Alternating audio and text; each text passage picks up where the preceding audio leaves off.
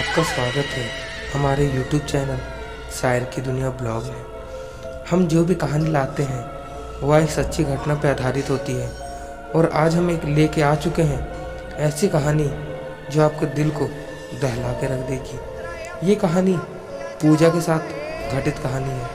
उसने अपने दोस्त को भी इस कहानी में जिक्र किया है जिसका नाम रिया होता है। तो चलिए शुरू करता हूँ आज की भूतिया कहानी। आपने हमारे YouTube चैनल को अभी तक सब्सक्राइब नहीं किया तो कर लो, वरना बाद में मौका नहीं मिलेगा। तो चलिए कहानी शुरू करता हूँ। पूजा और रिया एक छोटे से गांव में रहते थे। दोनों एक साथ में एक सरकारी स्कूल में पढ़ने जाया करते थे। उनकी 12th की एग्ज़ाम नज़दीक आ चुकी थी और हाँ, एक दिन आता है जब उनकी एग्ज़ाम ख़त्म हो चुकी थी। अब पूजा रिया से कहती है कि रिया, तुमने क्या सोचा है अब 12th के बाद? रिया कहती थी मैं कुछ नहीं सोच सकती अब। पूजा पूछती है ऐसा क्यों? रिया बताती है कि उनके पापा ने उसके लिए लड़का ढूंढा है, अब रिया की शादी हो जाएगी। पूजा कहती है ओहो, ये तो बुरा हुआ। पूजा कहती है मुझे अभी काम करना है, मैं जाऊंगी शहर, अब सोच रही हूँ कि शहर में काम करूँगी। और बात होते ही 2 दिन के बाद पूजा शहर चली जाती है और वो काम ढूंढने लगती है। पूजा को एक रेडियो के दुकान में काम मिल जाता है जहाँ पे कई लोग कुछ बोलने के लिए आया करते थे, कोई शायरी या कोई डायलॉग। उसे पूजा सॉन्ग में कन्वर्ट करके वहाँ पे लाया करती थी। उसका काम इतना ही था, पर जितना उसको पेमेंट मिलता था उतने में वहाँ पे रूम ढूंढना भी बहुत मुश्किल था। इसलिए पूजा एक दूर में, जहाँ पे 3 10-10 फ्लोर वाले बिल्डिंग थे, वहाँ पे वो लेती है एक कमरा। उस कमरे का रेट 3000 था। पूजा ने सोचा क्यों ना यही सस्ते कमरे को मैं अपना घर अभी बना लूँ, जब पैसे होंगे तो देखा जाएगा। और पूजा वहीं पे अपने थोड़े से सामान शिफ्ट कर देती है और वहीं से अपने काम के लिए आने जाने लगती है। अब उसे काम करते हुए 3 महीने बीत चुके थे, पर पूजा इसलिए अभी तक ठीक थी क्योंकि पूजा का ड्यूटी शाम के 8 बजे से सुबह के 6 बजे तक रहता था। उसे रात को वहाँ पे रहने का मौका ही नहीं मिलता था। और एक बात और अलग थी, पूजा जिस फ्लोर में पूरा बिल्डिंग में रहती थी, वो बिल्डिंग लगभग 10 या 15 लोगों से ही भरा हुआ था और उसके सिवा वहाँ पे कोई नहीं रहता था। और जो उसके सामने ही 2 बिल्डिंग थी वो पूरी की पूरी खाली थी। पूजा ने गौर तो किया था पर ध्यान नहीं दिया कि वहाँ पे ऐसा क्यों है जो वहाँ पे कोई अभी ले भी नहीं रहा कमरे। पूजा को अपनी ड्यूटी से फुर्सत नहीं मिलती थी, इसलिए पूजा उस पर ध्यान नहीं देती थी। इसी तरह करते करते 5 महीने बीत चुके थे। तभी रिया का कॉल आता है। रिया रोते रोते बताती है कि उसके पति का डेथ हो गया। मतलब अब रिया अकेले हो चुकी है। पूजा दर्द जताते हुए कहती है ओहो, बुरा हुआ, मैं आऊँ क्या? रिया कहते नहीं, मैं तुम्हारे घर ही आऊँगी, अब मैं अकेले यहाँ पे क्या करूँगी। और पूजा के घर रिया आ जाती है। पूजा के साथ रिया रहने लगती है और 2 दिन बीतने के बाद पूजा कहती है कि तुम अभी कम से कम 1 महीने यहीं पर रहो, घर में जाके करोगी भी क्या अकेले। लास्ट में रिया मान जाती है और पूजा के साथ उसी के घर में रहने लगती है। पूजा ने 2 दिन की तो छुट्टी ले ली थी, पर अब वो अपने काम से छुट्टी नहीं ले सकती। अब उसे ड्यूटी जाना ही पड़ेगा और पूजा निकल पड़ती है अपने कुछ सामान को लेकर के रात के ड्यूटी के लिए। रिया घर में अकेली रहती है। वो एक कॉमिक बुक पढ़ रही होती है। उसी समय बाहर खिड़की के हिलने की आवाज़ आने लगती है। वो खिड़की लगाने के लिए जाती है तो देखती है कि दूसरे बिल्डिंग में 8वें फ्लोर में कोई लड़की खड़ी है। रिया जब ध्यान से देखती है तो सफ़ेद रंग की ड्रेस में कोई सुंदर सी लड़की उस दरवाजे के बालकनी के पास खड़ी हुई थी और वो नीचे जमीन की ओर देखी जा रही थी। पता नहीं कैसे उस लड़की की नज़र रिया पे पड़ जाती है। वो रिया को एक नज़र से पूरी देखने लगती है। तभी रिया ना देखने का नाटक करके इधर उधर अपनी मुंडी को घुमा के देखने लगती है।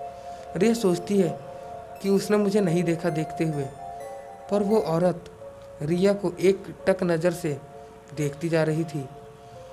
रिया तुरंत उसको देखते देखते अपने कमरे के अंदर आ जाती है और खिड़की को लगा देती है, पर खिड़की के पीछे से देखती है तब भी वो औरत वहीं पे खड़ी थी। रिया भी अब उसे देखती जा रही थी और वो औरत भी रिया को देखती जा रही थी। देखते देखते रिया की आंखों में आंसू आने लगा और रिया अपने आप रोने लगी और रोते रोते रिया ने अपने आँख से आंसू को पोंछा तब और अपने आप को फिर से उठा के उस औरत के देखा तो वो औरत वहाँ पे थी ही नहीं। पता नहीं वो औरत कहाँ पे चली गई। रिया इधर उधर देखने लगी पर वो औरत कहीं भी नहीं थी। रिया अपने उस रूम से बाहर निकली और वापस नीचे आते समय अपने हाथ में सिगरेट रख के माचिस से जला रही थी और सिगरेट को पीते पीते वो उस बिल्डिंग से नीचे से उतर रही थी। वो कंपाउंड में आके देखा तब भी वो औरत वहाँ पे कहीं नहीं थी और उसने अपने उस फ्लोर को देखा जहाँ पे उसका कमरा था तो वो 8वें फ्लोर पर रहती थी। वहाँ पे कंपाउंड में कोई भी नहीं था, पूरा जगह सुनसान पड़ा हुआ था। रिया वापस अपने रूम में चली जाती है और सो जाती है। जब सुबह होता है तो पूजा अपने ऑफिस से लौट चुकी थी। रिया पूजा से कुछ भी नहीं बताती और अपने जैसे पहले रहती थी वैसे रहने लगती है। पूजा पूछती है कि कुछ प्रॉब्लम है क्या, पर रिया कहती है नहीं, आई एम ओके। पूजा सोचती है कि इसे कोई प्रॉब्लम होगा तो ये मुझे ज़रूर बताएगी। इतना सोच करके वो सब बात करने लगते हैं और हो जाती है फिर से शाम। पूजा को अब फिर से अपनी ड्यूटी जानी थी, इसलिए वो तैयारी करने लगती है और अपना सामान लेकर के वो फिर से निकल पड़ती है। पूजा के निकलते ही 2 मिनट भी नहीं हुआ था, रिया फिर से उस खिड़की की ओर एक नज़र से देखने लगती है कि वो औरत कब आए वहाँ पे। पर रिया को एक चीज़ तो बात पक्की थी कि वहाँ सुबह को तो कोई भी दिखता नहीं, पर रात को ये औरत आ कैसे जाती है। और रिया वहाँ ध्यान से देख रही थी, तभी वो औरत अंदर से फिर आती है और फिर रिया को देखने लगती है। फिर से उन्हें देखते देखते 10 मिनट बीत जाते हैं और वापस से रिया की आंखों से आंसू आने लगता है। रिया अपने आंखों की आंसू को पोंछती है और वापस से वो औरत को देखती है तो वहाँ से गायब हो जाती है। रिया का दिल अब बेचैन हो चुका था, उसे देखना था कि क्या है जो बार बार आती है और चली जाती है। रिया नीचे उतरती है, तभी वहाँ का जो वॉचमैन होता है वो उसे रोक देता है कि उस बिल्डिंग में आपको नहीं जाना है। रिया उसे ना कुछ कह करके वापस वो अपने कमरे में चली जाती है। अब दिन प्रतिदिन रिया का तबीयत खराब ही होते जा रहा था। रिया पतली और सुकड़ती जा रही थी, उसके मुंह पे झुर्रियाँ पड़ती जा रही थी और वो एक बूढ़ी की जैसी होती जा रही थी। रिया की ये हालत देख करके पूजा को सही नहीं लग रहा था। पूजा सोच रही थी कि अब इसे कहीं और ले जाना पड़ेगा। पूजा अपने ऑफिस से 2 दिन की छुट्टी लेती है और रिया को घुमाने के लिए बाहर ले जाती है। फिर भी रिया को वो कहीं भी घुमा रही थी, पर रिया का जो व्यवहार था वो बदल ही नहीं रहा था। वो कुछ भी नहीं बोल रही थी, वो चुपचाप सीधे चली जा रही थी।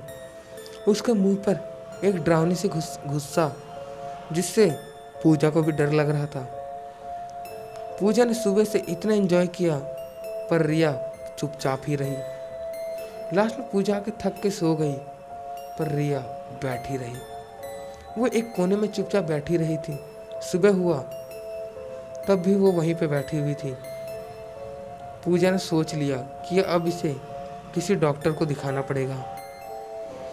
आज के दिन ड्यूटी जा करके वह 2 दिन की और छुट्टी ले लेगी और वो चली जाती है रात के समय अपनी ड्यूटी। वो सोच ही रही थी कि कल रिया को दिखाने जाएंगे डॉक्टर के पास। तभी रात के समय वो औरत वहाँ पे खिड़की पे फिर से खड़ी हो जाती है और रिया की ओर देख रही थी।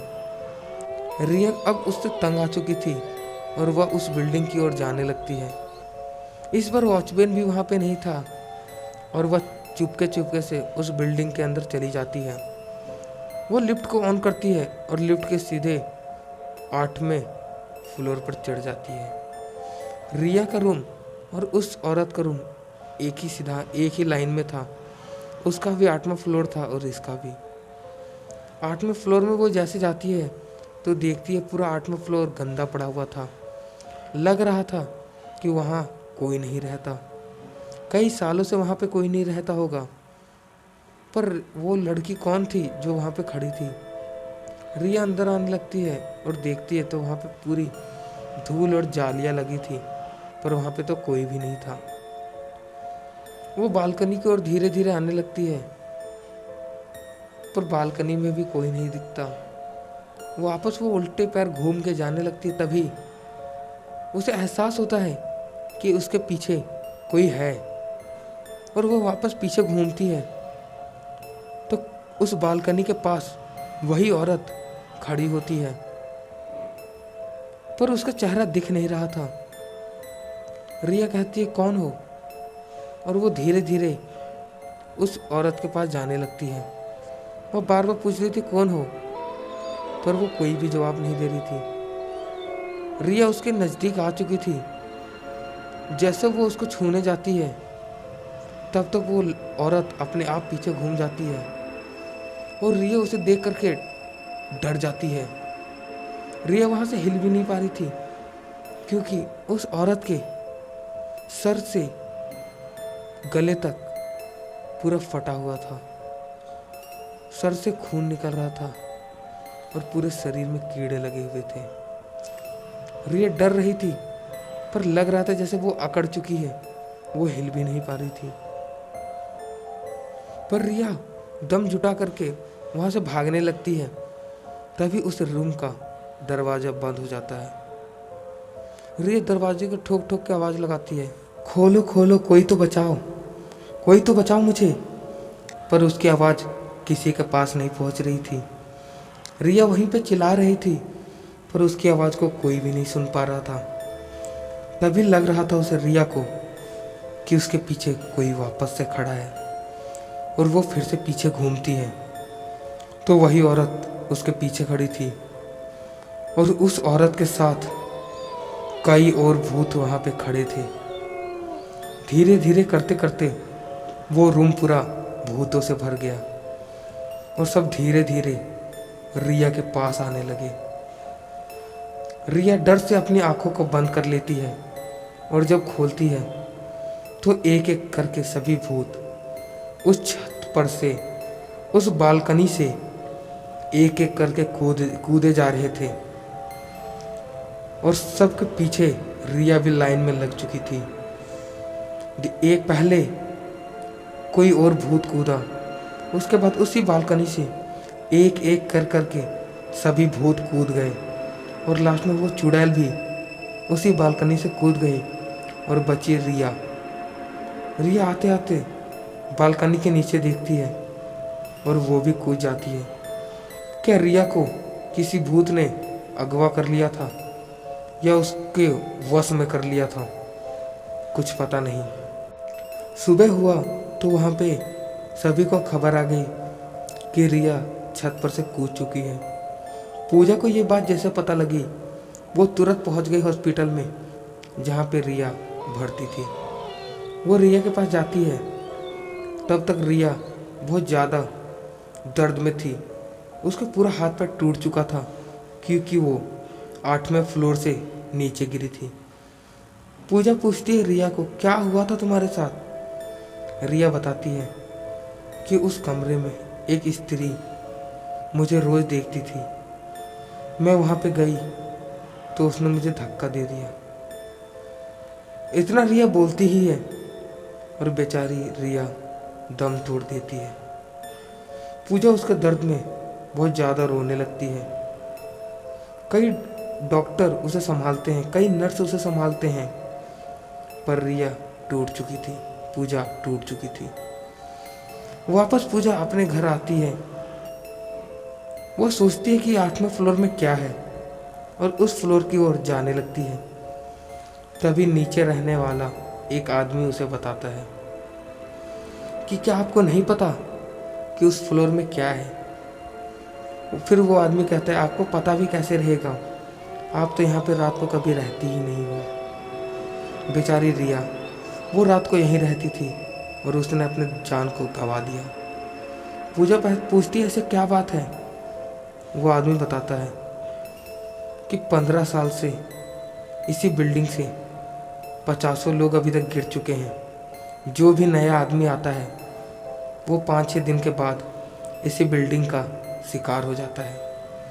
15 साल पहले यहाँ पे एक लड़की रहती थी, उसके पति और उसमें बहुत ज़्यादा लड़ाई चलती थी और वो लड़की इसी छत पर से रोते रोते गिर गई थी और मर गई थी। उस दिन से उसकी आत्मा जो भी इस बिल्डिंग में रहता है उसको दिखती है, उसको रुला करके उसे इस अपने रूम में बुला करके उसे इस छत पर से फेंक देती है। पूजा इस बात को सुन करके चौंक जाती है और उसी दिन उस रूम को खाली करके अपने गांव चली जाती है और उस दिन से पूजा कभी भी वापस शहर नहीं आती। पर वो अभी भी अपनी फ्रेंड की मरने की बात भूल नहीं पाई और वो अपने आप को गुनहगार मानती है रिया के मरने का। तो गाइज, आपको ये कहानी अच्छी लगी होगी तो हमारे यूट्यूब चैनल शायर की दुनिया ब्लॉग को सब्सक्राइब कर लेना। और इसी तरह आपको एक नई डरावनी कहानी सुननी है तो हमारे यूट्यूब चैनल को भी सब्सक्राइब करो और इंस्टाग्राम शायर की दुनिया ब्लॉग को भी फॉलो करो। लाऊंगा इसी के साथ एक नई डरावनी कहानी। तब तक के लिए डरते रहो और घबराते रहो।